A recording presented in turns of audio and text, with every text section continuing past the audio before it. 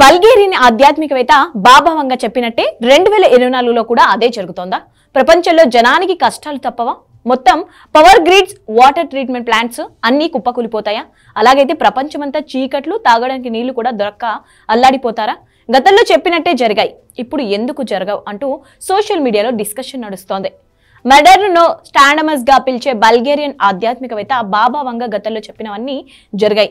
ఆయన భవిష్యవాణి అక్షరాల కరెక్ట్ అయింది. Twin ever attacks, princess Diana మృతి, చర్నోబిల్ రియాక్టర్ లీక్స్, బ్రెగ్జిట్ వ్యవహారం, ఇలా చాలా వరకు వంగ చెప్పినవన్నీ నిజమయ్యాయి. అయితే సడన్ గా ఇప్పుడు వంగ మీద సోషల్ మీడియాలో డిస్కషన్ ఎందుకు మొదలైందంటే, ఈ ఏడాదిలో క్యాన్సర్ వ్యాధికి వ్యాక్సిన్ వస్తుందని రష్యా అధ్యక్షుడు పుతిన్ చేసిన ప్రకటన ఇందుకు కారణం.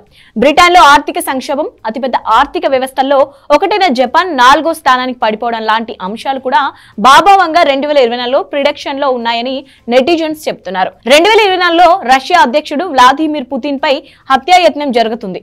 యూరప్ దేశాలపై ఉగ్రవాదులు భీకరంగా దాడులు చేస్తారు. ప్రపంచంలో తన ఉనికి చాటుకోవడానికి ఓ దేశం జీవాయుధాలను పరీక్షిస్తుంది, వాటితో దాడులు కూడా చేస్తుంది. గతంలో ఎన్నడూ లేని విధంగా వాతావరణంలో మార్పులు వస్తాయని 2024 భవిష్యవాణిలో వంగబాబా చెప్పారు. ఇక వీటన్నిటికంటే ముఖ్యంగా సైబర్ అటాక్స్ పై భయంకర ప్రిడిక్షన్స్ చేశారు.